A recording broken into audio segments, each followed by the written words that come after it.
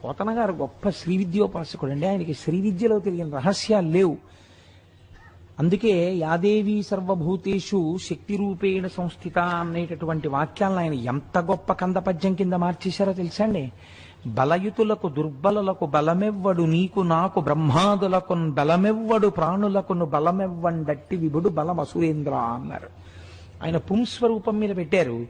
అది దాని స్వరూపం పుంస్వరూపమా స్త్రీ స్వరూపమా పక్కన పెట్టేసేయండి. స్త్రీ పురుష నపుంసక మూర్తియును కాక తిరియ కమర నరాది మూర్తియును కాక కర్మ గుణభేద సరసత్ప్రకాశికాక వెనుక నన్నియుతానగు విభుతలంతో. కాబట్టి ఇది అమ్మవారి అనుగ్రహము అని పిలుస్తారు. ఇది ఇంద్రుడికి మాత్రమే బోధ చేయబడింది అంటే కేనోపనిషత్తులో వచ్చినటువంటి విషయంగా కానీ శివమహాపురాణంలో వచ్చినటువంటి విషయంగా కానీ మీకు ఏమీ ఉపయోగం ఉండదు. బాగా జ్ఞాపకం పెట్టుకోండి. ఎందుకో తెలుసా, మీరు ఎప్పుడూ గుర్తుపెట్టుకోవలసింది ఏమిటంటే మీరు ఏదైనా వ్యవహారములు చేస్తే మీ లోపల ఒక భావన ఉండాలి. మీరు 10 మాటలు పైకి చెప్పక్కర్లేదు, ఒక భావన మీకు ఉండాలి. ఏమిటో తెలుసా అండి ఆ భావన? ఇది అమ్మవారి అనుగ్రహం చేత నేను చెయ్యగలుగుతున్నాను. నేను మీకు ఒక తేలిక ఉదాహరణ చెప్తాను, మీరు పట్టుకుంటారు. ఆఫీస్కి ఒక టాప్ బాస్ ఉంటాడు. ప్రతి ఆఫీస్కి ఒక పెద్ద అధికారి. ఆ అధికారి ఒక 2000 మంది ఉద్యోగుల్లో ఒక ఉద్యోగిని నమ్మాడు. ఆ ఉద్యోగిని నమ్మి ఆయన ఏం చేస్తూ ఉంటాడంటే ప్రతి విషయానికి ఈయన మీద ఆధారపడతాడు.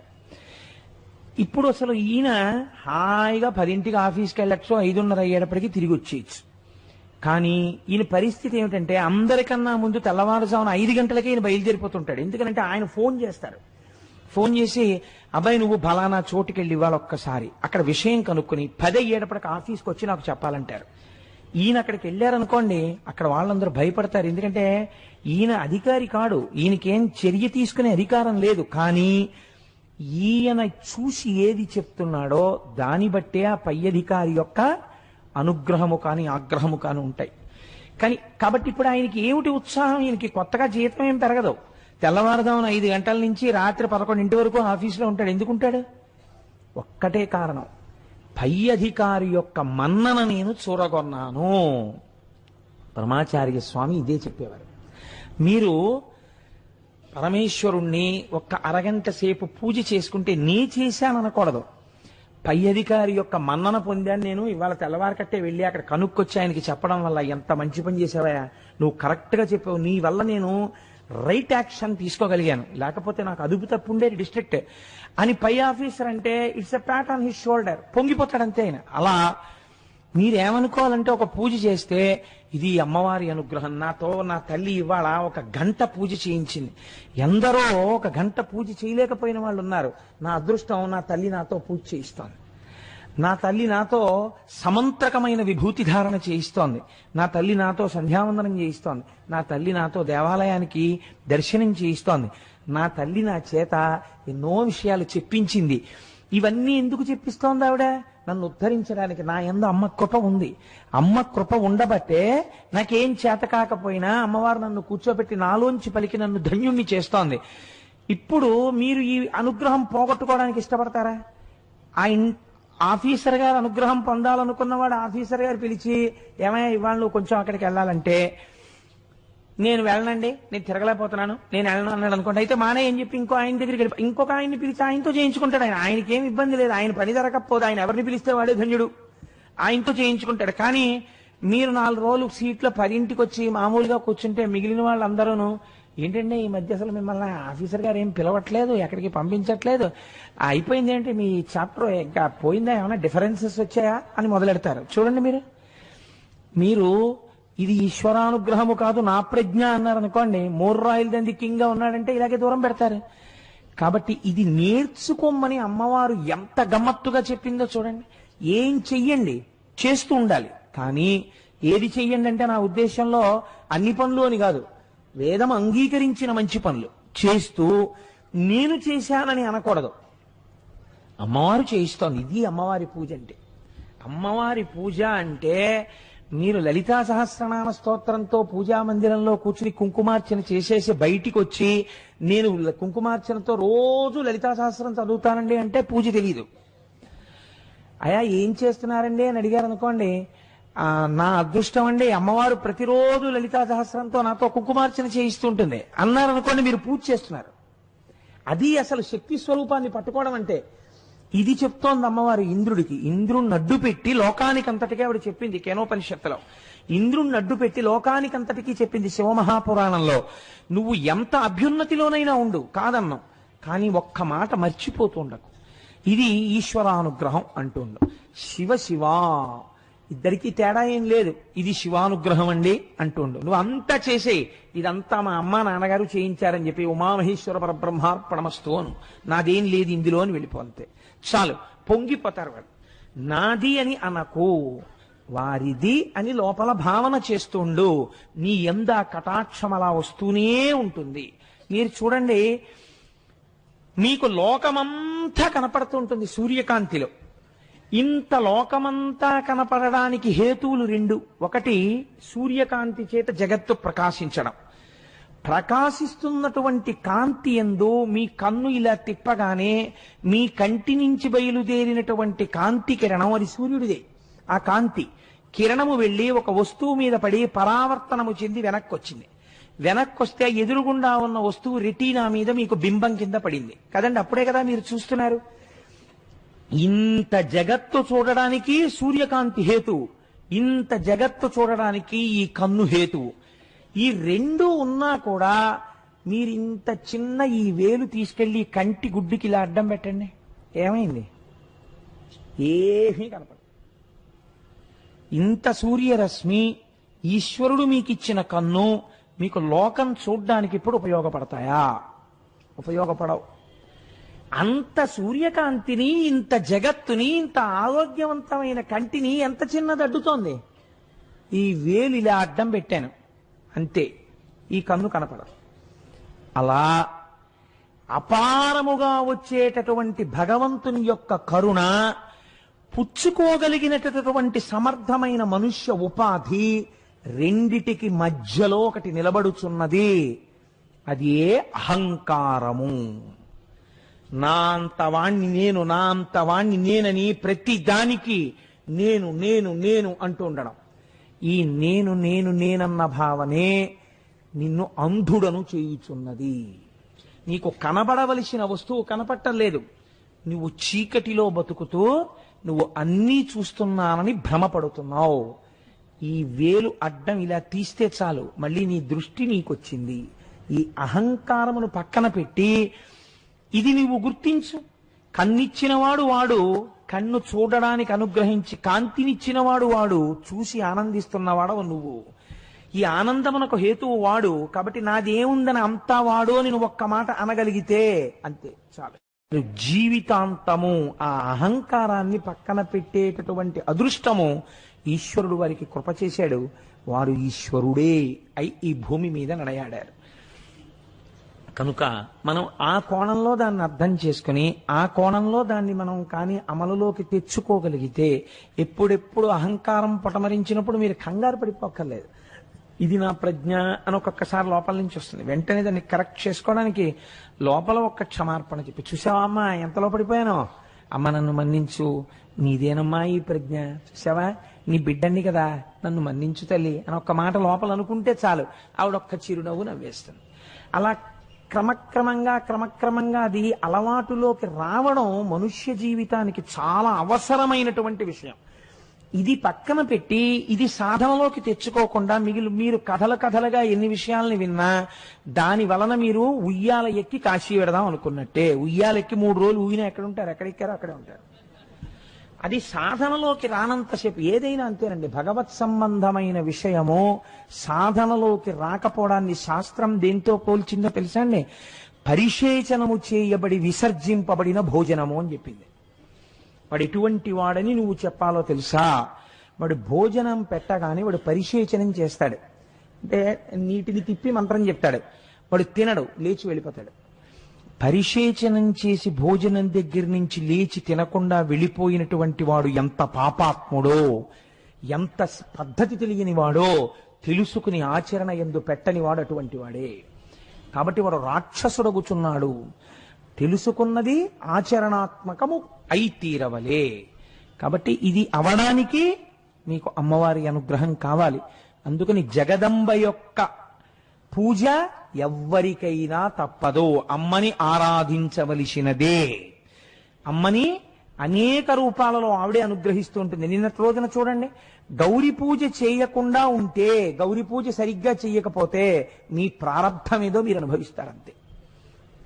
భర్తకేదో గండం ఉంది, ఎవరు తొలగించగలరు? తల్లి తొలగించలేదు, తండ్రి తొలగించలేడు, అత్త తొలగించలేదు, మామ తొలగించలేడు, తాను తొలగించలేదు. ఎవరు తొలగించగలరు?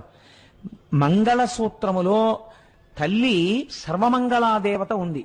ఈ సర్వమంగళాదేవతని నువ్వు కట్టుకున్నప్పుడు మెడలో నీ వివాహమునకు ముందు ఒక్కసారి గౌరీ పూజ సరిగ్గా చేసి పీటల మీద కూర్చుంటే ఈ ప్రారబ్ధము దిద్దబడుతుంది.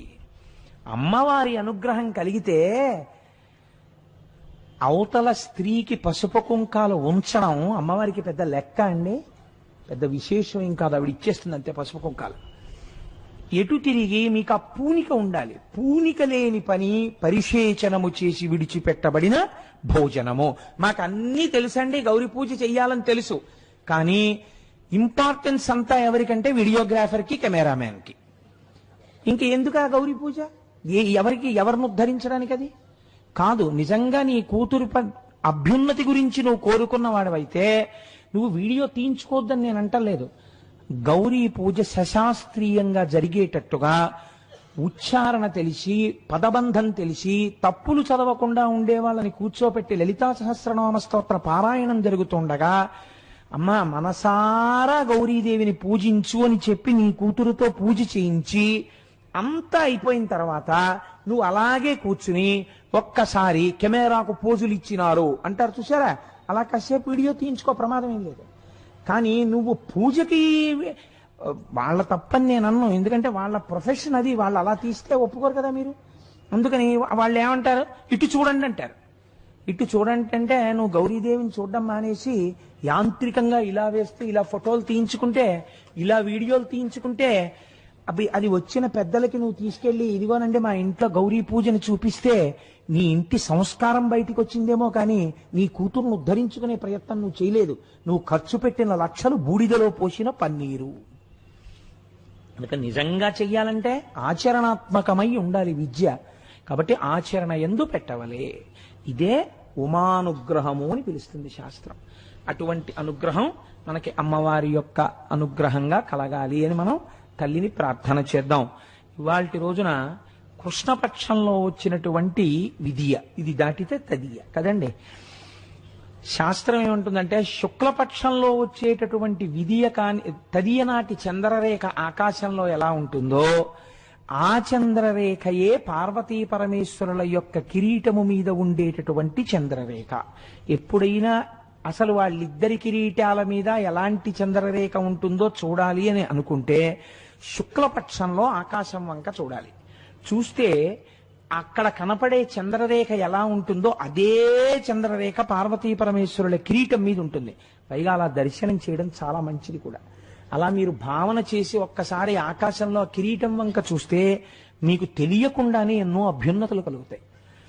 అందుకే ఆ చంద్రుడి మీద సౌందర్యలహరిలో శంకర భగవత్పాదులు ఇన్ని శ్లోకాలు ఇచ్చారు. అలా ఆ చంద్రరేఖని కలిగినటువంటి వాణ్ణి చంద్రశేఖరుడు అని మనం పిలుస్తాం. ఆ చంద్రశేఖరుని యొక్క ఇల్లాలే అమ్మవారు. వాళ్ళిద్దరి యొక్క కిరీటాల మీద చంద్రరేఖలుంటాయి. కళాభ్యాం చూడాలంకృత శిశి కళాభ్యాం అంటారు శంకరాచార్యుల వారు. ఇప్పుడు ఆ చంద్రశేఖరుణ్ణి స్తోత్రం చేసి ఒక ఆయన ఆశ్చర్యకరమైన విషయాన్ని ఈ లోకంలోకి తీసుకొచ్చాడు. ఆయన ఏమి తీసుకొచ్చాడు, ఆయన గొప్పతనం ఏమి? అందున దీని గొప్పతనం ఏమిటంటే, నేను ఎందుకు ఇవాళ దీని గురించి చెప్పాలి అని అనుకున్నానంటే, ఇది మాఘమాసంలో జరిగినటువంటి కథ. ఇది మాఘమాసంలో ఎవరైనా వింటే వాళ్ళకి విశేషమైనటువంటి ఫలితం కలుగుతుంది అని శాస్త్రవాక్కు. కాబట్టి మళ్ళీ ఎదర సుబ్రహ్మణ్యేశ్వర స్వామి వారికి సంబంధించినటువంటి కథా కార్యక్రమాన్ని నేను ప్రారంభం చేయవలసి ఉంటుంది. కాబట్టి మొట్టమొదటే ఇవాళ నేను ఒక్కసారి ఆ మార్కండేయుని యొక్క కథని చెప్తే మనం అందరం పవిత్రులం అవుతామని నేను ఇవాళ మార్కండేయ సంబంధమైన విషయాన్ని ప్రతిపాదన చెయ్యాలి అని ఆఖరి నిమిషంలో మనసు మార్చుకుని ఇక్కడికి రావడం జరిగింది. కాబట్టి చూడండి, పూర్వకాలంలో మృకండు అనబడేటటువంటి ఒక మహర్షి, దీన్ని చాలా శ్రద్ధగా అవధరించండి. ఎందుచేత అంటే మనకి శాస్త్రంలో ఒక విషయం ఉంది, కొన్ని గహనంగా ఉంటాయి, కష్టంగా ఉంటాయి. అవి నారికేళ్ల పాకం, తినడం కష్టం. కొన్ని చాలా తేలిగ్గా ఉంటాయి. కానీ చిత్రం ఏమిటంటే చాలా తేలికగా ఉన్నటువంటి విషయాలే అపారమైన కృపని వర్షించేస్తాయి. అలాంటి వాటిల్లో మార్కండేయుని యొక్క కథ ఒకటి. ఈ మృకండు మహర్షి చాలా గొప్పవాడు అంటే ఐశ్వర్య సంబంధమై కాదు, గృహస్థాశ్రమ ధర్మ నిర్వహణ యందు ఆయన భార్య అయినటువంటి మరుద్వతి ఇద్దరూ కూడా బహుశ్రద్ధ పూనిక కలిగినటువంటి వారు. శ్రీహిమభూధరాంతికము చెందిన పుణ్యవన ప్రదేశమందా హరిదశ్వతేజుడు మహాత్ముడునైన మృకండు మౌని తద్గేహినియౌ మరుద్వతి సతీతిల కంబును భూరి శిష్య సందోహము కొల్వగా నియతితో శివుని కొల్చుచునుండే ఇత్సలున్. వీళ్ళిద్దరూ కూడా హిమాలయ పర్వత ప్రాంతములో ఉండేటటువంటి ఒక ఆశ్రమమును నిర్మాణము చేసుకొని మృకండు మహర్షి తన తల్లిదండ్రులతో తన భార్య అయినటువంటి మరుద్వతితో కలిసి అక్కడ నివాసమును చేయుచున్నారు. వీళ్ళిద్దరితో పాటుగా అనేక మంది శిష్యులు, మృకండు మహర్షి యొక్క శిష్యులు కూడా అక్కడ ఉండేవారు. ఈ శిష్యులు అనబడేటటువంటిది ఒక చిత్రమైన ప్రక్రియ. అసలు నిజానికి మనం ఉపనయనం అని చేస్తాం. అంటే ఇవాళ చేసేటటువంటి ఉపనయనం ఒక స్థాయి ఉపనయనం అనుకోండి, దాన్ని కూడా నేను తప్పు పట్టను, ఎందుకంటే ఉన్నంతలో అవకాశంలో చేస్తున్నారు. అసలు ఉపనయనము అంటే వేదము చెప్పేటటువంటి గురువు గారి దగ్గరికి తీసుకెళ్లబడడానికి అనువైనటువంటి కర్మ చేయడాన్ని ఉపనయనము అంటారు. అది తండ్రి గారు చెయ్యాలి. కాబట్టి ఇప్పుడు ఉపనయనం చేస్తే ఆ పిల్లాడు ఎక్కడికి వెళ్ళాలి? గురువు గారి దగ్గరికి వెళ్ళిపోతాడు. గురువు గారి దగ్గరికి వెళ్ళిపోతే గురువు గారు ఏం చేస్తారు? పూర్వం చాలా చిత్రంగా ఉండేది పద్ధతి. ధర్మము ఆశ్చర్యకరంగా ఉండేది. అది రాజు బిడ్డే కానివ్వండి, సామాన్యుడి బిడ్డే కానివ్వండి, చదువుకోవాలంటే ఎక్కడికో వెళ్ళి మళ్ళీ ఇంటికి వెళ్ళడం ఉండేది కాదు.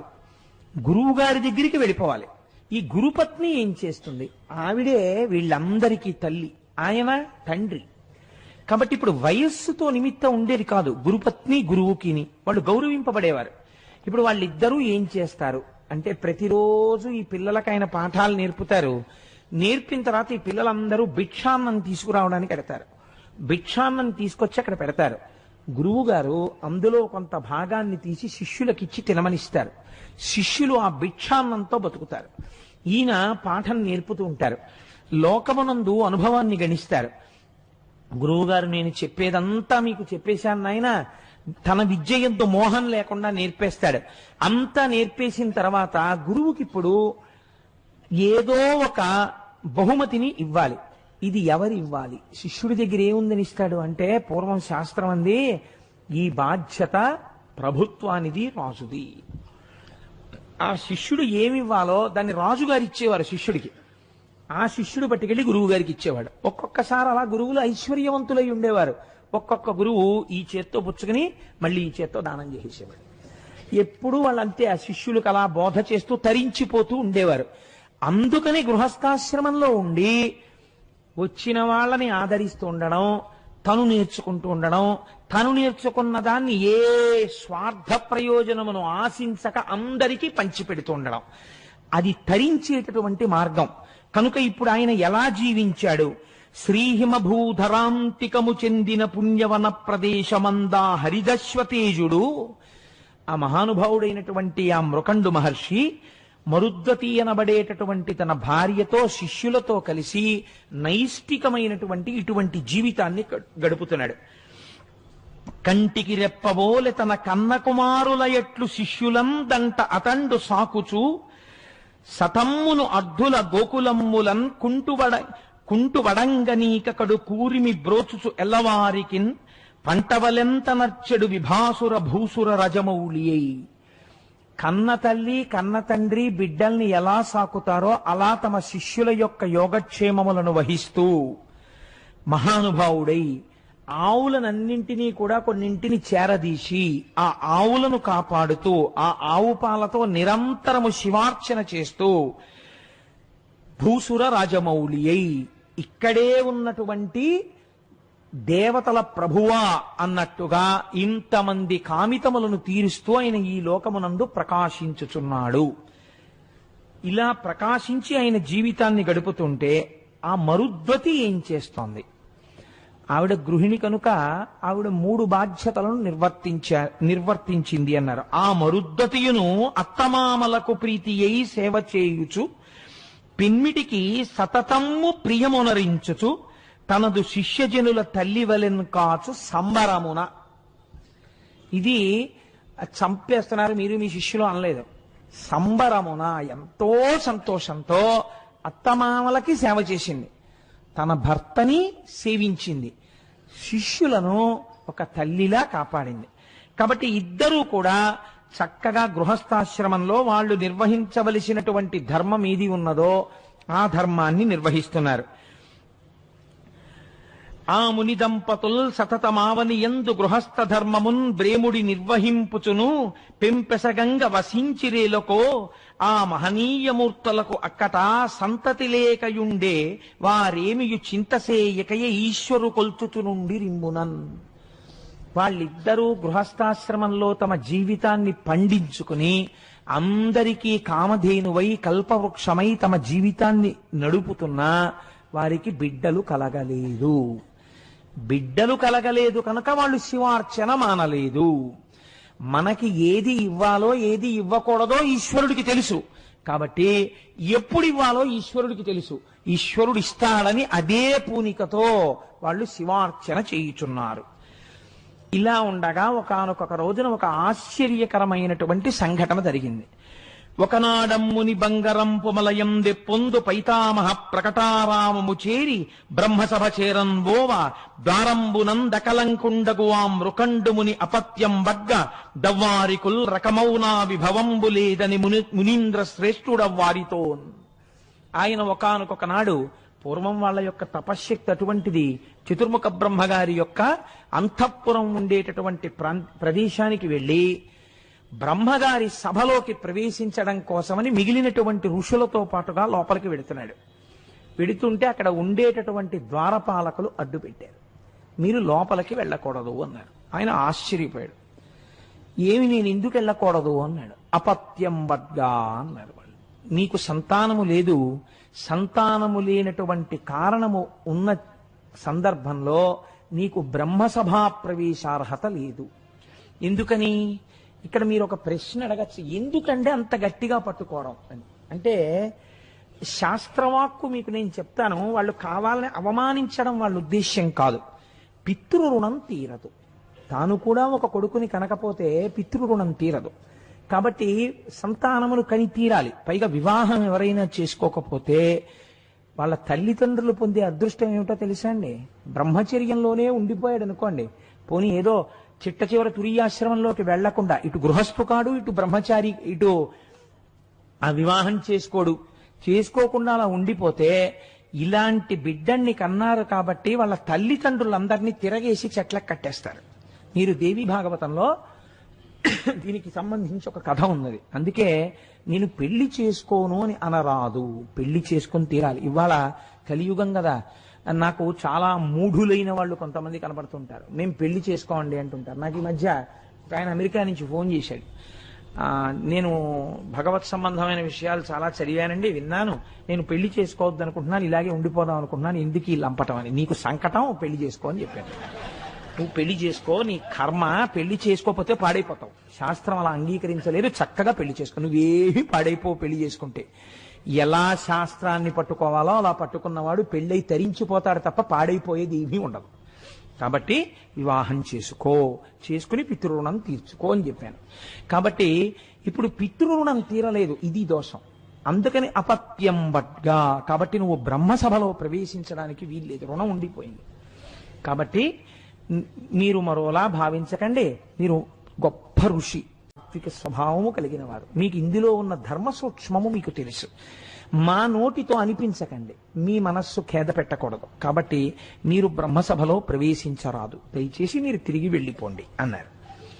అనగానే ఆ మృకండు మహర్షి కూడా ధర్మ సూక్ష్మం తెలుసున్నవాడు. కాబట్టి అనవిని మౌనియంత హృదయంబున నెవ్వగ చెంది కుంది అవ్వనమును బాసి స్వీయమగు వాసము చేరగవచ్చుచుండే ఆ దినమున కొందరింటికి విదేశ మునీంద్రుల భార్యలు యోగినులరుదేరా అత్తపసి గేహినివారల కాంచి ప్రేమయై.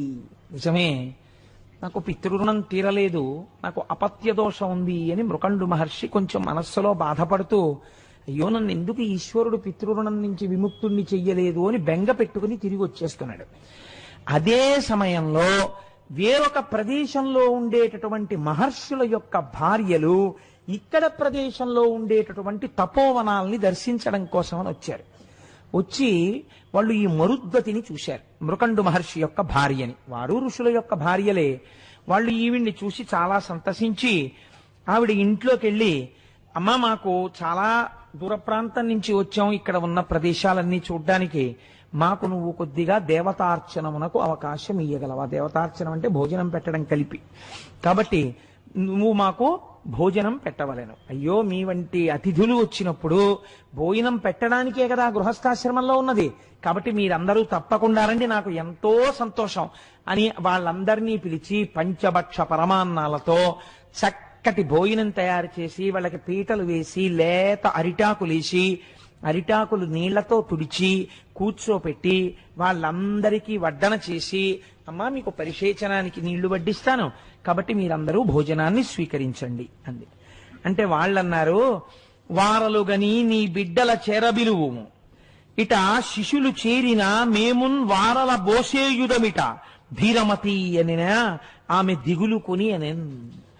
అమ్మా అలా మేము ఒక్కళ్ళం భోజనం చేయమమ్మా, మేము తల్లులమే కదా, నీ బిడ్డల్ని పిలు, నీ బిడ్డలు కూడా ఇక్కడ కూర్చుంటే మేము నివేదన చేసుకుని మేము స్వీకరిస్తూ ప్రసాదమును వాళ్ళ చేతిలో కూడా ఉంచుతాం, ఆ పిల్లలతో కలిసి తినాలని మాకు కోరికగా ఉంది, నీ బిడ్డల్ని పిలమ్మా అన్నారు.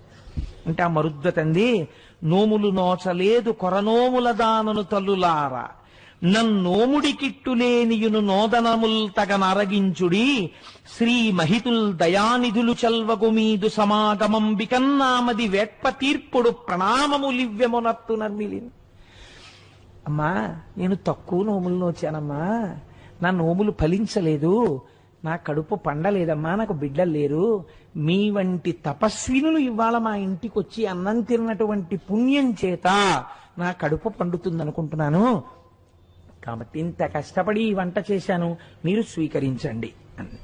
అంటే వాళ్ళన్నారు, అనినా వారందరరసి రయమున పీట లవలికిన్ త్రోసి శిశులు లేనట్టి వారి అన్నములు మేము సాపడమంచు కదలిపోయిరి మరుద్దతియుకడు బొగులువగల. వాళ్ళు, అమ్మా ఏమనుకోకు, భర్త యొక్క పితృరుణం తీరడం కోసమే సంతానమును అపేక్షించే క్షేత్రముగా భార్యని స్వీకరించుచున్నాడు. మీ ఇద్దరూ కూడా మీరు ఎందుకు గృహస్థాశ్రమంలో ప్రవేశించారో తత్ఫలితాన్ని ఇప్పటికీ పొందలేకపోయారు. కాబట్టి అలా బిడ్డలు లేని ఇంట మేము భోజనం చెయ్యమమ్మా, ఏమనుకోకని చెప్పి పీటలు తోసేసి వాళ్ళు లేచి బయటికి వెళ్ళిపోయారు. వెళ్ళిపోతే ఆవిడ ఎంతో బాధపడుతూ ఏడుస్తూ కూర్చుంది. అయ్యో చూశావా, నాకు బిడ్డలు లేని కారణం చేత నేను మహాత్ములకు అన్నం పెట్టే అదృష్టాన్ని కోల్పోయాను అని. ఆ బాధపడుతున్నటువంటి సమయంలో మృకండు మహర్షి కూడా మనస్సులో చాలా కుందుతూ, అయ్యో బ్రహ్మసభలో ప్రవేశించలేకపోయానే సంతానం లేక అని బాధపడుతూ ఆయన ఇంటికి వచ్చాడు. ఇంటికి వచ్చేటప్పటికి ఇంతటి మహాపతివ్రత అయినటువంటి భార్య ఏడుస్తూ కూర్చున్నది. ఆయన వెళ్ళి, ఎందుకు ఏడుస్తున్నావు నువ్వు అని అడిగాడు. మునిసతులు వచ్చి వంచించి చనిన విధమునంతయును పూసగృచ్చిన ఎట్లు తెలిపి తిరుగ వందురుచుండునా ధీరుడాత్మ పరిభవంబును తెలిపి కరిని పలికే.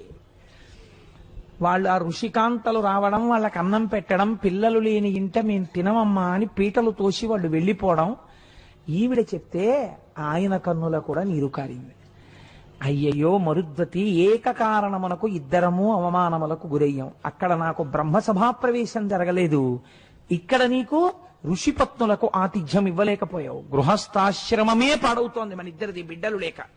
కాబట్టి ఇప్పుడు వాళ్ళిద్దరన్నారు, ఎంత అందుకేనండి మన శాస్త్రం ఏమంటుందంటే సంతానము కలగకుండా ప్రతిబంధకముగా నిలబడినటువంటి దోషము పరిహరింపబడడం ఈశ్వర అనుగ్రహంగా ఉంటుంది. ప్రత్యేకించి సుబ్రహ్మణ్యుడి యొక్క అనుగ్రహం మీదనే వంశవృద్ధి ఆధారపడుతుంది అని శాస్త్రవాక్కు. అందుకే సుబ్రహ్మణ్యారాధన అంత గొప్పది. చాలా పెద్ద మనస్సుతో ఇవాళ పొద్దున్న మేము సుబ్రహ్మణ్యేశ్వర స్వామి వారి యొక్క ఉత్సవాలు ఏ విఘ్నం లేకుండా అందరికీ ప్రయోజనం కలిగేటట్టుగా జరగాలని విఘ్నేశ్వర పూజ చేసి ఇవాళ పొద్దున్న విఘ్నేశ్వరుడికి బియ్యం మీదు కట్టాం. స్వామి పూర్తయ్యాక నీకు ఉండ్రాళ్ళు పోస్తామయ్యా అని.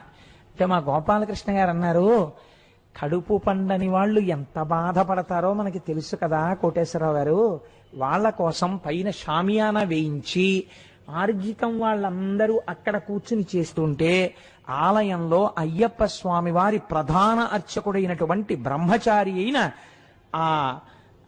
ఆయన పేరు సుబ్రహ్మణ్య స్వరూపానికి సంబంధించినటువంటి పేరే అయింది కార్తీక్. ఆ కార్తీక్ స్వామి ఆయన సుబ్రహ్మణ్యేశ్వర స్వామి వారికి అభిషేకం చేస్తారండి. కడుపు పండని తల్లులందరినీ ఆ అభిషేకం చూడ్డానికి షామియానా వేసి కూర్చోపెడదాం.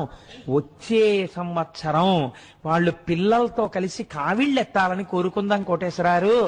అందుకు కదా మా దేవాలయం, అందుకు కదా మనం చేసే ఉత్సవం అన్నారు. నాకు దొరగారికి ఎంతో సంతోషం వేసి తప్పకుండా చేద్దాం గోపాలకృష్ణ గారు అన్నాం. కాబట్టి ఈశ్వరానుగ్రహం, ఆ బాధ, ఆయన పూజ తద్దోషమును పరిహరిస్తుంది. కాబట్టి ఇప్పుడు ఆయన అన్నాడు, సరే నువ్వు సంతానము కొరకే ఏడుస్తున్నావు, ఇవాళ సంతానం లేకపోయిన కారణం చేత మనం కొన్ని పుణ్యకార్యములు చెయ్యలేకపోయామని ఏడుస్తున్నారు తప్ప ఏదో సంతానం కలగలేదని వాళ్ళు ఏడవలేదు. సంతానం కలగకపోవడం మేము కొన్ని మంచి పనులు చెయ్యడానికి అడ్డొస్తోందని ఏడ్చారు. ఆయన అన్నాడు, వనరకుమింక దేవి భగవానుడు రజకిరీటుడున్నవాడు అనితరతుల్యుడాతడు దయాళుడు భక్తవర ప్రదాత అఘనుని గురించి నే తపము కాటముగానొనరించి మంచి పుత్రుని బడయంగటాలదు సరోజముఖి ముదమందునాత్మలో అన్నాడు. ఎందుకంత బెంగ పెట్టుకుంటావు? బెంగ పెట్టుకోకు. ఏడవడం ఎందుకు? వనరకుమింక దేవి, నువ్వు అలా బాధపడకు. భగవానుడు రజకిరీటుడున్నవాడు, ఇది ఉండవలసిన పూనిక. ఉన్నాడు ఈశ్వరుడు, వాడు రజకిరీటుడు. అనితరతుల్యుడాతడు దయాళుడు భక్తవర ప్రదాత. అనితరతుల్యుడు, ఆయన ఇంతవాడంతవాడిని చెప్పడం కుదరదు. ఇంత శక్తివంతుడై కారుణ్యామృత వర్షం కురిపించగలిగినటువంటి వాడు.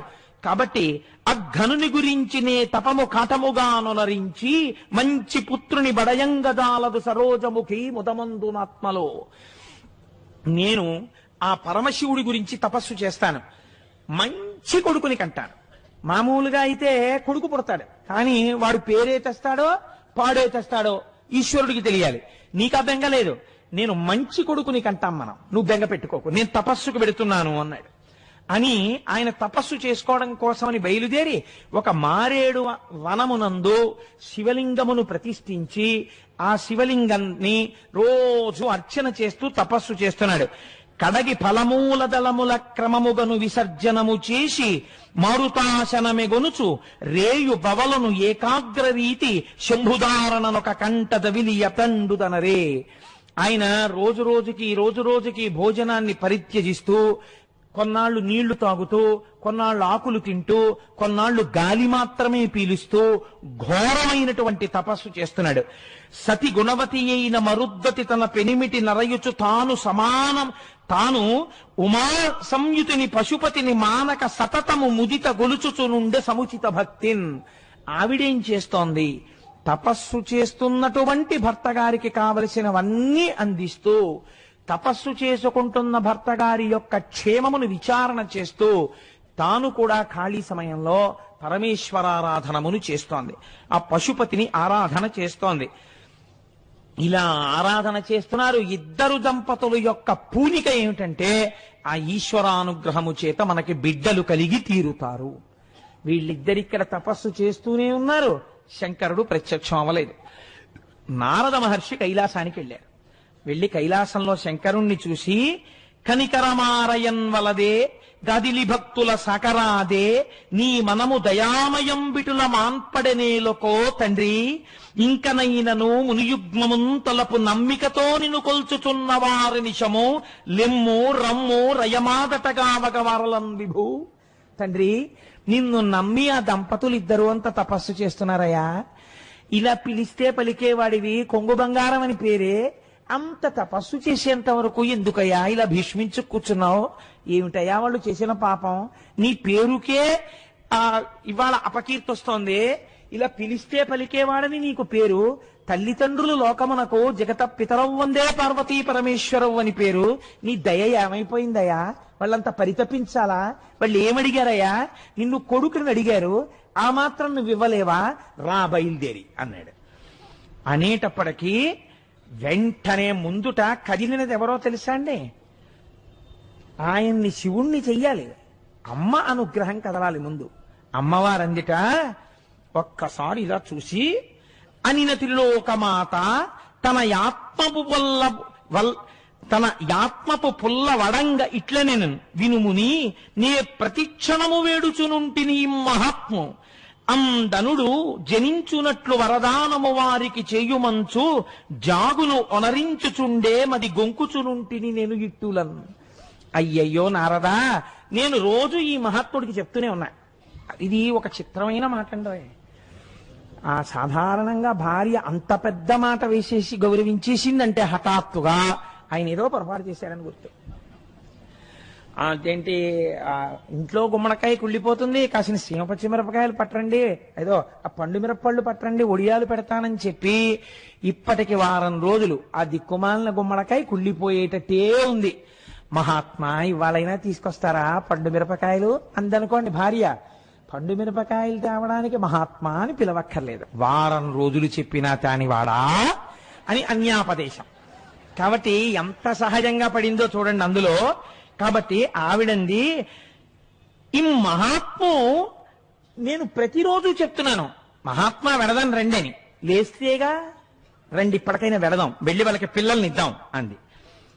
ఇలా చెప్తే అఖిలాండేశ్వరి అయిన అమ్మవారు శివుడితో ఇలా చెప్పి శివుడితో అందిట తిన్నగా చూసి నారదుడితో కదా ఈ మాట చెప్పింది. ఈయనకి రోజు చెప్తున్నాను కదలరు అని పోదము వేగ నవ్వనికి భూనిక నొక్క క్షణంబునేని కాలూది వసింప నిప్పుడి దయోన్నత లిమ్మిక రమ్ము నాదుపై నాదరముంపు భక్తుజనలందిటు జాలము సేయవెన్నడున్ మోదముతో ఇకన్ పయనమున్ ప్రకటింపుము నందికిమ్ముగన్. ఏమిటయా శంకరా అలా కూర్చుంటారేమిటి మీరు? అలా కూర్చోకూడదు. ఒక క్షణం ఆలస్యం చేయడానికి వీల్లేదు. మనం ఉత్తర క్షణం నందీశ్వరుడి మీద కూర్చుని ఉండాలి. మనం వెళ్ళిపోయి వాళ్ళ కన్నుల పండుగగా ఆ మారేడు వనంలో దిగాలి. చూసి పొంగిపోవాలా మృకండ మహర్షి. ఏం కావాలి అని అడుగుతారు మీరు. అడగగానే పుత్ర సంతానం అడుగుతాడు, ఇచ్చేసేయండి. ఇంకా మళ్ళీ ఏం మీనమేషాలు లెక్కెట్టకండి, పదండి అంది. అనేటప్పటికీ పరమశివుట్ట చూసేట. చూసి అయ్యయ్యో నేను మాత్రం కాదన్నానా ఈశ్వరి, దా అని నందీశ్వరుణ్ణి పిలిచాట. పిలిచి నందివాహనుడై గబగబా బయలుదేరి వచ్చేశాడు మారేడు వనానికి. తల్లిదండ్రులు ఎప్పుడైతే వెళ్తున్నారో వెనక గణపతి బయలుదేరాడు, సుబ్రహ్మణ్యుడు బయలుదేరాడు, ప్రమదగణాలు బయలుదేరాయి, నారదుడు బయలుదేరాడు, లోకపాలకులు బయలుదేరారు. తన వెంటంది లచ్చి వెంటన వరోధ వ్రాతమున్నట్టుగా అందరూ వచ్చేశారు. ఒక్కసారి మారేడు వనంలో ఇంతమంది దిగిపోయారు. ఏం అదృష్టం అండి మృకండు మహర్షిది. నిలబడిపోతే ఆయన కన్నులు విప్పి చూసి సాష్టాంగ దండ ప్రణామం చేసి స్తోత్రం చేసి శంకరుణ్ణి నిలబడ్డాడు. శివుడును మౌని చూచి అని ఎన్ చిత్తమునం తగమెచ్చినాడనీదు విమలమైన చిత్తము దూరపు భక్తియు తపంపు పెంపు ఆయువు కడుంగల్గు వారలన యోగ్యుల కొడుకుల ఇచ్చునట్లు నింతువో 16 వర్షములకే పరమందు సుపుత్రు కోరెదో. ఎన్ని విశేషణాలు వేశాడో చూడండి శంకరుడు. శివుడును మౌని చూచి అని ఎన్ చిత్తమునం తగమిచ్చినాడనీద విమలమైన చిత్తము దూరపు భక్తియు తపంబు పెంపు. ఏమయ్యా, నీ తపస్సు చూసి నేను ఎంత పొంగిపోయానో తెలుసా? ఎంత నిర్మలమైన మనస్సయ్యా నీది. నేను రాకపోయినా నువ్వు కోపగించుకోలేదయ్యా. అంటే అసలు లోకమునకు ఒక గొప్ప విషయాన్ని ఆవిష్కరించగలిగినటువంటి కొడుకుని పొందడానికి అర్హుడైన వాడు ఈయనే. కాబట్టి నీకేం కావాలని అడగట్లేదు ఇప్పుడు శంకరుడు. నేనే నీకు ఇద్దాం అనుకుంటున్నాను. అయోగ్యులు, వంశానికి చెడ్డ పేరు తెచ్చేవారు, నీకు మనశ్శాంతి లేకుండా చేసేవారు 100 కొడుకులు కావాలా? 16 సంవత్సరములకే పరాన్ని పొందేటటువంటి కొడుకు కావాలా? ఎవరు కావాలో చెప్పు. ఇది చాలా కొంచెం క్లిష్టమైన సమస్య కదండి బాహ్యంలో. కాబట్టి ఆయన అని అడుగినా విని మౌనియు మనమున సంకోచమంది మరిగి తరిగి అంతనే సర్వము శివవశమని అనగుని 16 సమల అర్భకు కోరెన్. ఇప్పుడు మీరు పరమశివుడు పెట్టిన పరీక్ష గమనించాలి. దేని కొరకు కొడుకుని అడుగుతున్నాడు? ఒక కొడుకు కావాలని తపస్సు చేశాడా? ఒక సరి అయిన కొడుకు లేకపోవడం వల్ల గృహస్థాశ్రమంలో చెయ్యవలసిన విధులు చెయ్యలేకపోతున్నానని తపస్సు చేశాడా? మంచి పుత్రుని బడయంగజాలుదు ముదమందు సరోజముఖి ఆత్మలో అంటూ కదా బయలుదేరాడు. అయినప్పుడు ఇప్పుడు మంచి కొడుకంటే ఏమిటి దాని అర్థం? 100 ఏళ్ళు వాళ్ళు ఏం పనులు చేస్తే లేదురు మా కళ్ళ ముందు తిరిగే వాళ్ళు అయితే చాలన్నవాడు మంచి కొడుక మృకండుడి దృష్టిలో? 16 వర్షములకే పరమందు సుపుత్రు కోరేదో. ఇదే సుపుత్రుడు. ఎవరిని అడుగుతాడు? ఈయన ఏ స్థాయిలో సమాధానం ఇస్తాడు చూశాడు. శంకరుడే కదండి. ఎంత గొప్ప పరీక్ష అండి. ఆయన కూడా మనస్సులో ఆలోచించాట. ఒక్క దుష్టుడైన కొడుకు పుట్టి చేయరాని పనులు చేశాడనుకోండి, పైన ఉన్న వాళ్ళు కూడా కింద పడిపోతారు అధోలోకాల్లోకి. కాబట్టి ఒక మంచి కొడుకునే అడుగుదాం. నేను ఎందుకు కోరుకున్నాను? పితృరుణం నుంచి విముక్తున్నవడానికి. మళ్ళీ వాళ్ళను కూడా పడగొట్టే కొడుకు నాకెందుకు? ఆ పైన 16 వర్షములకే పరమందు సుపుత్రు కోరెదో అన్నవాడెవడున్నాడో వాడు తలుచుకుంటే ఎందుకు మళ్ళీ మార్చి ఏదైనా చెయ్యలేడు. ఇది ఇచ్చినవాడు అది ఇవ్వడా తర్వాతని ఏమిటి నమ్మకం? వాణ్ణి నమ్మి యోగ్యతని కోరుతాను తప్ప వాణ్ణి వదిలి నా ప్రజ్ఞతో ఆలోచించి 100 ఏళ్లు ఉండే తప్పుడు కొడుకుల్ని నేను అడగను అనుకున్నట్ట. ఇప్పుడు పూనిక మళ్ళీ ఎవరి మీదకే వెళ్ళింది? ఆయన మీదే పెట్టాడు పూనిక. అంటే అసలు మార్కండేయ మహర్షి పుట్టక పూర్వమే శంకరుడి మీద నమ్మకంతో వాళ్ళు అటువంటి కొడుకుని అడిగారు. కాబట్టి ఆయన అన్నాడు, ఈశ్వర నాకు 16 వర్షములకే పరమందు సుపుత్రు కోరెదో అని అడిగావు కదా, అట్లాంటి కొడుకునే ప్రసాదించు అన్నాడు. కానీ ఈ మాటలు అడిగిన తరువాత మరుద్వతి మాత్రం కొంచెం చిన్నబుచ్చుకుందట. ఎందుచేత? తల్లి ప్రేగే కదండి. పిల్లలు లేకపోవడం ఎంత కష్టమో, పుట్టినటువంటి పిల్లాడు చాలా యోగ్యుడై 16 ఏళ్లే బతుకుతాడని తిరగడం మరీ కష్టం. ఎందుకని? ఇప్పుడు పుత్రశోకాన్ని భరించవలసి వస్తుంది తర్వాత. కాబట్టి ఇప్పుడు అది తలుచుకోగానే ఆవిడ చాలా బెంగ పెట్టుకుందిట. బెంగ పెట్టుకున్నట్టుగా చూసిందిట. ఏమిటండి పరీక్ష అన్నట్టు. అంటే మృకండు అన్నట్ట భార్యతో, ఎప్పటి మేలప్పుడే శివుడి ఎప్పుడును కలడు మనకు ఇందుముఖి నీవప్పటి మాట తలంపకు ముప్పడును తోడుపడెడు అఖిలేశుడుగిన్. నువ్వు దేనికి బాధపడుతున్నావు? ఈ పిల్లాడికి 16 ఏళ్ళు వచ్చినప్పుడు జరగబోయే విషయం ఏదో ఉందని కదా నువ్వు బెంగెట్టుకుంటున్నావు. ఈశ్వరుడు ఎప్పుడూ ఉండేవాడా కాడా? ఈ పిల్లాడికి 16 ఏళ్ళు వస్తాయేమో కానీ వీడి వృద్ధిని వాడు చూస్తున్నాడు. వీడి కోసం మనం ఏడిచేట్టు వాడు చేస్తాడని నువ్వు అనుకుంటున్నావా? అప్పటికి ఎలా సాయపడాలో అప్పటికి అలా వాడు సాయపడతాడు. నీకెందుకు బెంగ? సాయపడేవాడు వాడుండగా ఎవడు నీకు బిడ్డల్నిచ్చాడో వాడే నీకు మళ్ళీ పుత్ర సంతానానికి ఆయుర్దాయం కూడా ఇస్తాడు. అంతేకాని ఇచ్చేవాడు లేడన్నప్పుడు ఏడవాలి. ఇచ్చేవాడు ఉన్నాడని లోకంలో నీకు పూనిక ఉన్న తర్వాత నువ్వు ఎందుకు ఏడుస్తావు? ఏడవకు. అప్పుడు ఆ కష్టం వచ్చే వేళకి మళ్ళీ వీడే వచ్చి రక్షిస్తాడు. సరేనా? బెంగెట్టుకోకరా అన్నాడు.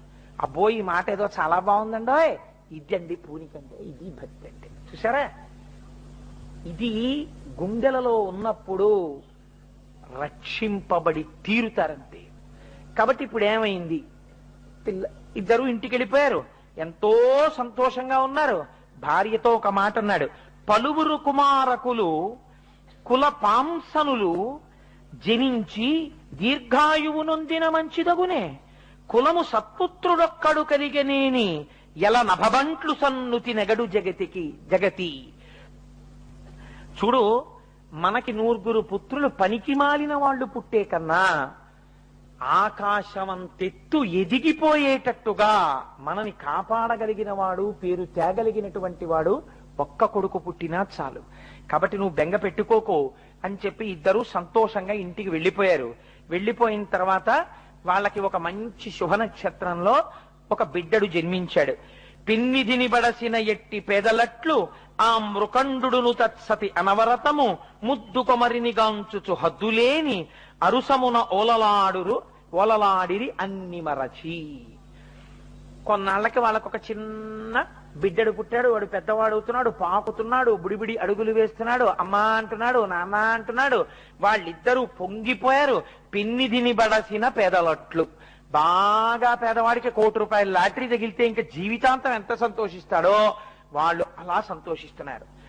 ఆ మృకండు తత్సతి అనవరతము ముద్దు కొమరిని కాంచుచు హద్దులేని అరుసమున ఓలలాడుచురు అన్ని విడచి ఆనందరసంలో మునిగిపోతున్నారు. ఆ మృకండు మహర్షి ఆయన భార్య ఆ పిల్లవాడిని చూస్తూ పరవశించిపోతున్నారు. ఇలా జరుగుతూ ఉండగా ఈ పిల్లవాడు రోజు రోజుకి దినదిన ప్రవర్ధమానం అవుతున్నాడు. ఆ పిల్లవాడికి యోగ్యమైనటువంటి వయస్సులో ఉపనయనం చేశారు, గురుకులానికి పంపించారు. వాడు చక్కగా వేదాల్ని, ఉపనిషత్తుల్ని అన్నింటినీ చాలా తక్కువ సమయంలో నేర్చేసుకున్నాడు. వాడు ఎంత అనుష్ఠాన బలం ఉన్నవాడు. ఇది ఉమానుగ్రహమును పొందుట, అఖిలాండేశ్వరి అనుగ్రహాన్ని పొందాడు. అనుష్ఠాన పర్యంతములోకి వచ్చింది ఆ పిల్లవాడికి. పెద్దవాడైన తర్వాత వచ్చిన భక్తి గొప్పది కాదండి. చిన్న పిల్లవాడిగా ఉండగా మార్కండేయుడి యొక్క జీవితాన్ని మీరు అవధరించండి. నడువగా వచ్చిన నాటి నుండి శివదేవళంబులకెగుదించు, పలుకగా వచ్చినప్పటి నుండి నమశివాయన్సే ప్రొద్దు పలుకుచుండు, చదువుగా వచ్చిన సమయంబునందుండి శైవ ప్రబంధంబుల పఠన చేయు, వ్రాయగా వచ్చిన వరుసనే శివకోటి మించిన వేట్క లిఖించుచుండు, బూది సర్వాంగములనిపుడు పూయుచుండు, తవిలి రుద్రాక్షలను మెడదాల్చుచుండు, పార్థివేశార్చ ఏ రోజు బాయకుండు, భూషణంబై తనరు అమ్మునిసుతుండు. ఆ పిల్లవాడు రోజు రోజు ఎలా పెరుగుతున్నాడు? నడువగా వచ్చిన నాటి నుండి శివదేవళంబులకెగుచుండు. ఆ పిల్లవాడికి నడవడం వచ్చినప్పటి నుంచి వాడికి సంతోషం ఏమిటంటే, ఒక్కరోజు నాన్నగారు తీసుకెళ్లారు.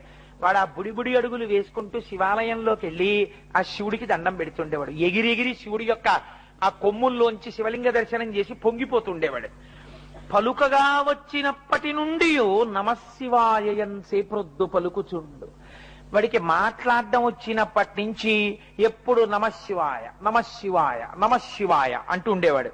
చదువుగా వచ్చిన సమయమందుండి శైవ ప్రబంధంబుల పఠన చేయు. వాడికి చదవడం వచ్చినప్పటి నుంచి నాన్నగారి యొక్క శైవ ప్రబంధాలన్నీ తీసి చదువుతుండేవాడు. వ్రాయగా వచ్చిన వరుసనే శివకోటి మిక్కిలి వేట్క లిఖించుచుండు. శివనామం ఎంత గొప్పదండి, మామూలు నామం ఏమిటది. అందుకే మీకు ఇప్పుడు శ్రీ శివ కోటినామాల పుస్తకాలు పంచబోతున్నారు. మీరు రాసిన ఆ కోటినామాలన్నింటినీ ఇక్కడ స్తూపంగా కట్టబోతున్నారు. కాబట్టి దానికి ఒక మహానుభావుడు మోహన్ రావు అనుకుంటాను ముందుకొచ్చి ఆ శ్రీ శివ నామాలతో శివకోటి పుస్తకాలు వేస్తున్నారు. చదువుకోవడం వినడంతో సరిపోదుగా, చెయ్యాలి. కాబట్టి నేను శివకోటి నామాలు ఇస్తానండి, రోజుకొక పేజీ రాసి మళ్ళీ మనం ఒక ఉత్సవం చేసి మళ్ళీ శివుడి గురించో 3 రోజులు సభ చేసి స్తూపంలో ఈ శివకోటి పుస్తకాలన్నీ వేద్దామన్నారు. కాబట్టి చూడండి, ఆయన వ్రాయగా వచ్చిన వరుసనే శివకోటి మించిన వేట్క లిఖించుతుండు. వ్రాయడం వచ్చినప్పటి నుంచి రోజు శ్రీ శివ శ్రీ శివ శ్రీ శివ అని శివకోటి రాసేవట్ట. బూది సర్వాంగములనిపుడు పూయుచుండు. విభూతిని ఒంటి నిండా అన్యవయవాలకి రాసుకునేవాడు. తవిలి రుద్రాక్షలను మెడ తాల్చుచుండు. రుద్రాక్షలని మెడ నిండా వేసుకునేవాడు. పార్థివేశార్చ ఏనాడు బాయకుండు. ఏ రోజున పార్థివలింగానికి పూజ చెయ్యకుండా ఉండేవాడు కాదు. భూషణంబై తనరు అమ్మునిసుతుండు. ఆయన ఒక పెద్ద భూషణమై లోకమంతటి చేత గౌరవింపబడుతున్నాడు. ఇలా ఉంటూ వేదములంతదంగముల వేగని నేర్చి శివాగమంబుల ఆదరమొప్పగా చదివి ఆరసి దర్శన జాలమంతయున్మీదట శైవతత్వమును మేల్మినిరింగి శివుండె సర్వసంపాదకుడంచులో తెలిసి పాయక కొల్చుచునుండె శంకరున్. శైవాగమాలన్నీ చదివాడు, ఉపనిషత్తులు చదివాడు, వేదాలు చదువుకున్నాడు. ఈ లోకమునందు శివుణ్ణి నమ్మిన వాడికి ఏ బెంగా లేదు. శివ అన్న వాడికి, శివనామం చెప్పిన వాడికి, శివ పూజ చేసిన వాడికి సర్వలోకైక ప్రభువైన శివానుగ్రహం కలిగి తీరుతుంది అని నమ్మాడు. నమ్మి ఎప్పుడు శివనామం చెప్తూ పరమ సంతోషంగా గడిపేస్తున్నాడు. ఇలా గడిపేస్తుండగా ఒకానొక నాడు నారద మహర్షి అక్కడికి వచ్చారు.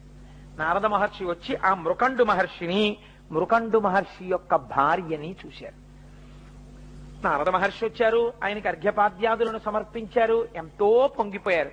పొంగిపోయిన తర్వాత చాలా బాగుంది, కానీ చాలా సంతోషంగా ఉంది, మీ ఇల్లు చూస్తుంటే ఎంత పొంగుగా ఉంది, మృకండుడా నీకు తగిన కుమారుడు లభించాడోయ్.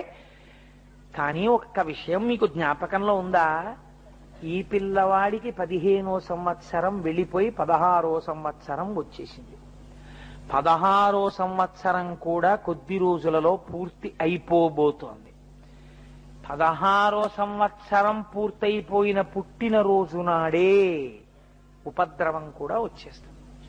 ఇంత మనసు పెంచుకున్నారే, ఇంత మంచి పిల్లవాడే, ఇంత తల్లిదండ్రుల్ని సేవిస్తాడే, ఇంత శివభక్తుడే, ఇలాంటి పిల్లవాడికి ఏదైనా జరగరానిది జరిగిపోతే మీరు తట్టుకోగలరా?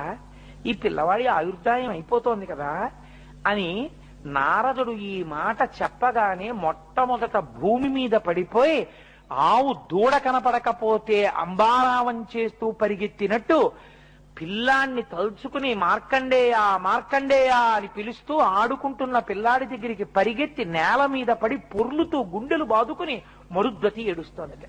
కొద్ది రోజుల్లో వాడు వెళ్ళిపోతాడన్న సత్యాన్ని భరించలేక ఇంత తపోనిష్టాగరిష్ఠుడైనటువంటి మృకండు కూడా ఆ దుఃఖం మూర్చుకోలేక కింద పడి దుల్లుతున్నాడు, దుల్లి ఏడుస్తున్నాడు. ఇంతలో మార్కండేయుడు గబగబా లోపలికొచ్చాడు.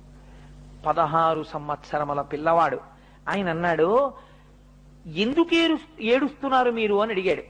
కుందగనేల మీరిటులా కోమల చంద్ర ధరుండుండె భక్తులకు వందురనీక సాకునదెవాసి సుమి అల శూలపాణికే గందరగోళమున్గొనక గాదిలి పుత్రుడ పింపు పొంచు మున్ముందుక పంపుడంత శుభముల్ సమకూరు తొలంగు అంగదల్. ఆయన వచ్చి, ఎందుకమ్మా ఏడుస్తున్నారు, ఏమవుతుందని ఏడుస్తున్నారమ్మా అని అడిగాడు. ఈ ఉన్న సత్యాన్ని వాళ్ళు ఎరుకలో పెట్టారు. ఆ పిల్లవాడి ముఖంలో మాత్రం ఏ విచారం లేకుండా అలా నిలబడి ఉన్నాడు నవ్వుతూ. ఇప్పుడు నారదుడు అన్నాడు, వాడి భక్తి, వాడి విశ్వాసం, వాడి ధృతి, వాడి ధైర్యం చూశారా? మీరు ఏ తపస్సు చేస్తే వాడు పుట్టాడో ఇప్పుడు వాడే తపించగలిగిన శక్తితో ఉన్నాడు. వాడే శివుడున్నాడు, రక్షించి తీరుతాడన్న పూనికతో ఉన్నాడు. కాబట్టి మీరు శివార్చనని పెంచండి, మీరు శివానుగ్రహానికి తపస్సు మొదలు పెట్టండి. మొట్టమొదట వీణ్ణి హిమాలయ పర్వత ప్రాంతాలకి పంపించి వీణ్ణి అక్కడ కూర్చోపెట్టి తపస్సు చేయమని చెప్పండి. ఏ శంకరుడు వీణ్ణిచ్చాడో ఆ శంకరుడే వాడిని రక్షిస్తాడో రక్షించాడో తెలిసిపోతుంది. ఇప్పుడు ఈ బరువు మీ మీద పెట్టుకోకండి, వాడి మీద పెట్టండి. ఆ గందరగోళం వాడే చూసుకుంటాడు. ఆయన మీద పెట్టండి, పిల్లాన్ని పంపండి. ఇప్పుడు ఎవరికి వచ్చిందండి పరీక్ష? భక్తుడికి రాలేదు, భగవంతుడికి వచ్చింది. అయితే ఈ పిల్లవాడు తట్టుకోగలడా? అంతటి ధృతితో వెళ్లి తపస్సు చెయ్యగలడా అంటే ఆయన అన్నాడు, ఏటికి తల్లి తండ్రి ఇటు లేడుచుచునుంటిరి తద్విదంబు నాకేటికి చెప్పరైతి ఇక నేను చెప్పుడు అనుగ్రహించి చెట్పాతదియేయో దానిని దృఢంబుగా బాపి సుఖంబు కూర్తూ ఆరాటము వాయుడి మనకు రాజకిరీటి కలండు తోడుగన్. అసలు ఈ విషయం నాకు ఎందుకు చెప్పలేదు నాన్నగారండి? దీన్ని దాచిపెట్టి మీరు నాళ్ళ నుంచి గుండెల్లో కుంపట ఎందుకు పెట్టుకున్నారు? ఏమిటి నాన్నగారు భలేవారు, రాజకిరీటి మనకి పరమశివుడు ఉన్నాడండి. నన్ను చంపడమే తరమే యమధర్మరాజుకి నా ప్రాణాలు తీయడం. ఆయన ఉండగా నాకేమిటి బెంగ నాన్నగారు? మీరు అనుమతించండి, మీ పాదాలకు నమస్కరిస్తున్నాను. ఆ రాజకిరీటుడున్నాడు, బెంగ పెట్టుకోకండి. ఇదిగో నేను ఇప్పుడే బయలుదేరి వెడుతున్నాను, మీరు నాకు దీర్ఘాయుష్మంతుడనవాలని ఆశీర్వచనం చెయ్యండి అని చెప్పి ఆయన బయలుదేరి వెళ్లడానికి ఇంతకి గొప్ప చేసి ఇటులెంతయును విలపింప చెల్లునే అంతయు చక్కనయ్య విడనాడు దైన్యము మన్యువేగమున్ శ్రాంతిని చెందుడిపుడే అల శంకరు గూర్చి తపింపపోయదన్ చింతల తీర్చి అఘనుడు సిద్ధి నొసంగు నొసంగు సౌఖ్యముల్. ఆ శంకరుడు గురించి తపస్సు చేస్తాను, ఆ మహానుభావుడు నాకు సిద్ధినిస్తాడు, సమస్తమైనటువంటి భోగాల్నిస్తాడు, ఐశ్వర్యాన్ని ఇస్తాడు, ఆయుర్దాయాన్ని ఇస్తాడు. మీరు బెంగ పెట్టుకోకండి నాన్నగారండి, మీరు కూడా శివారాధన చేయండి అని చెప్పి ఆ పిల్లవాడు వెళ్ళిపోయాడు. వెళ్ళిపోయి హిమాలయ పర్వత ప్రాంతమునందు ఒక శివలింగాన్ని తయారు చేసి దానికి ఒక చిన్న దేవళం లాంటిది, దేవాలయం లాంటిది ఒకటి నిర్మాణం చేసుకుని, ఇట్లు దీవింపవారంత నెలమి చెంది మునికుమారుడు అవనికి జననికి జనకునకును మృక్కులనొనర్చి శుభలగ్నమున ప్రయాణమును ఒనర్చి హిమాచలంబునకు చనియే. ఆ హిమాలయ పర్వతాల దగ్గరికి వెళ్లి దేవాలయం కట్టుకుని అక్కడ కూర్చుని ఆయన తపస్సు మొదలుపెట్టాడు. అద్భుతమైనటువంటి తపస్సు చేస్తూ 3 వేళలా శివలింగాన్ని ఆరాధన చేస్తూ శతరిద్రియాన్ని పారాయణ చేస్తూ ఎప్పుడూ శివలింగాన్నే నమ్మి ఆయన శంకరుడే ఇప్పుడు ఈ లింగ రూపమునందున్నాడు అని ఆ ఆరాధన చేస్తుండగా ఆయన ప్రాణములను ఉగ్గడించవలసినటువంటి సమయం ఆసన్నమైపోయింది. అక్కడ యమలోకంలో యమధర్మరాజు గారు దూతల్ని పిలిచారు. పిలిచి కాలుండుగ్రతరాత్ముడై అడరి మార్కండేయు హింసింపనా భీలాకారుల ఆత్మదూతల కడున్ భీష్మక్రియాధుర్యులన్ వైళంబారసి పంపవారలు మహావష్టంభమేపారగా బ్రూలేయాద్రితటిన్ వసించు మునిరాడ్బాలున్ వడించెరుడున్. దూతల్ని పిలిచి ఆ పిల్లవాడికి ఆయుర్దాయం అయిపోతోంది, మీరు వెంటనే పాశములు పట్టుకుని ఆ ప్రాంతాన్ని చేరండి, చేరి మార్కండేయుడి యొక్క ఆయుర్దాయాన్ని ఆ పాశముల చేత తీసి పట్టుకుని మళ్ళీ ఈ లోకాన్ని చేరండి అన్నాడు. ఆ దూతలు అక్కడికి వెళ్లారు. ప్రాణోత్క్రమణము కావలసిన సమయం ఆసన్నమైంది. వాళ్ళు చిన్న దేవాలయం లాంటిది ఒకటి నిర్మాణం చేసుకుని అందులో కదండి ఒక ఏదో ఆకులతో కట్టుకున్నాడు ఆయన. లోపల శివలింగం దగ్గర కూర్చుని తదేక ధ్యానంతో శివారాధనం చేస్తున్నాడు. ఈ శివారాధనం చేస్తున్నటువంటి సమయంలో ఈ వచ్చినటువంటి యమదూతలు ఆయన మీద పాశం వెయ్యడం కోసమని ఒక్కసారి తొంగి లోపలికి చూశారు ఎక్కడున్నాడు అని. చూసి యముని దూతలు కాంచి సంయమి కుమారుడించుక చెలింపకాత్మ మహేశునంది తిరముగా నుంచి పూజ నంబురువు మీర సల్పుచుండగా వారలా చందమెరిగి లోపలికి చూసేటప్పటికీ అసలు ఏ విధమైనటువంటి కదలిక లేకుండా అలా పరమశివుడి మీద అడుగు తీసి లోపల పెడదామంటే శివాలయం లోపలికి వెళ్ళడం కుదరలేదు వాళ్ళకి. ఏదో కిటికీల్లోంచి వాటిలోంచి పాశం వేద్దామంటే కాలి బూదైపోతారు. వాళ్ళు వెనక్కి వెళ్ళి చెప్పారు, ఇన్నాళ్ళు అందరి మీద వేసంగానే పిల్లాడి మీద వేయడం కుదరట్లేదు, వాళ్ళు బయటికి రావట్లేదు, గుళ్ళో కూర్చున్నాడు, శివలింగం దగ్గర ఉన్నాడు, ధ్యానంలో ఉన్నాడు. యమధర్మరాజు అన్నాడు, సమవర్తి అని బిరుదు నాకు, ఎవరి ఉసురు తీయకుండా ఉండను, వేళ దాటిపోయింది, నేనే వెడుతున్నానన్నాడు. పాశం పట్టుకుని వెళ్ళాడు. నేను ఏదో అలా విహంగ వీక్షణంలా చెప్తున్నా, మీరు శివమహాపురాణంలో చదవాలి అసలు ఆ మార్కండేయ వృత్తాంతం. వెళ్ళి పిలిచాడు, బయటికి రా పాశం వేస్తానన్నాడు. నేను రాను, నేను శివుణ్ణి నమ్మాను. శివుణ్ణి నమ్మితే విడిచిపెడతాను అనుకుంటున్నావేమో, శివుణ్ణి నమ్మినా నా ధర్మం ఆగదు, నిన్ను తీసేస్తానన్నాడు. ఎలా తీసేస్తావో నేను చూస్తానన్నాడు. ఆయన నమ్మకం అది. ఇప్పుడు లాగేస్తానంటున్నవాడు శత్రువు, నేను ఉంటానంటున్నవాడు ఈయన. నిన్ను చంపేస్తాను, పాశం వేసేస్తానన్నాడు. ఎలా వేసేస్తావో వేసేయని శివలింగాన్ని కౌగలించుకున్నాడు. కౌగలించుకుని మీరు చంద్రశేఖరాష్టకాన్ని గమనించాలి, నాకు ప్రాణం పెట్టని అడగలేదు. ఆయన అన్నాడు, చంద్రశేఖర చంద్రశేఖర చంద్రశేఖర పాహిమాం చంద్రశేఖర చంద్రశేఖర చంద్రశేఖర రక్షమాం రత్నసాను శరాశనం రజతత్రిశృంగ నికేతనం అని అష్టకం అంతా చేస్తూ ప్రతి శ్లోకంలో చివర ఓ మాట చెప్పాడు. చంద్రశేఖరమాశ్రయే మమ కింకరిష్యతి వయ్యమహ అన్నాడు. చూపించి, గురే యమ, నేను శివుణ్ణి కౌగులించుకున్నాను రా, శివపాదాలు పట్టుకున్నాను, నువ్వేం చేస్తావు రానన్నాడు. చంద్రశేఖరమాశ్రయే మమ కింకరిష్యతి వయ్యమహ, యముడు నన్ను ఏం చేస్తాడన్నాడు. ఇప్పుడు ప్రహ్లాదుడు అడిగితే ఆనాడు నారసింహుడు ఎలా వచ్చాడో అలా ఇప్పుడు నేను ఈయన్ని పట్టుకుంటే ఈయనేం చేస్తాడని అంటున్నాడు నమ్మకంతో. తేవాలి ఈ విషయం. యమధర్మరాజు గారు పాశం వేశాడు. ఎలా వేస్తాడండి? శివలింగాన్ని గట్టిగా కౌగలించుకున్నప్పుడు ఈయన తలకాయ శివలింగం మీద ఉంది, పడదగా శివలింగానికి దీనికి కలిపి వేశాడు. చమత్కారం ఉన్న పండితులు అన్నారు, శివలింగానికి పాశం వేస్తావా అని కోపం వచ్చి ముందు లేచింది ఎడంకాలు. ఎడంకాలు ఎవరిది? శివస్వరూపంలో వామార్థ భాగం అమ్మవారి. ఎంత ధూర్తుడివిరా, ఆయన మీద వేస్తావు. ఎడంకాలతో తన్నింది అమ్మవారి గుండెల మీద. ఆయన జోలికెడితే ఆవిడకి అంత కోపం వస్తుంది. అందుకే ఆవిడ సదాశివానుగ్రహద, ఆవిడ మహాపతివ్రత. నా తల్లి లలితా సహస్రంలో మీరు వింటూ ఉంటారుగా, అటువంటి తల్లి. కాబట్టి ఇప్పుడు ఆయన చంద్రశేఖరమాశ్రయే మమ కింకరిష్యతి వయ్యమహ పాశం వేశాడు ఇద్దరికీ కలిపి. అంతే. మీరు శివస్వరూపంగా చెప్పవలసి వస్తే ఒక్కసారి కైలాస పర్వతం నుంచి లేచి తన ఎడంకాలు పెట్టి యమధర్మరాజు వక్షస్థలం మీద తగ్గాడు శంకర్.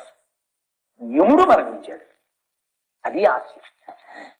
కండేయుడి దగ్గరికి వచ్చి ఆయన అన్నారు, 16 వత్సరములకే పరముందు సుపుత్రు కోరెదో అన్నాను నేను. 16 ఏళ్లకి నీకు బ్రహ్మము తెలుస్తుందయా? నీకు ఎవడు ఈ సర్వలోకములను నిర్వహిస్తున్నవాడో, ఎవడి యందు పుడుతున్నాదో, ఎవడి యందు పెరుగుతోందో, ఎవడి యందు లయం అవుతోందో తెలుస్తుంది నీకన్నాను.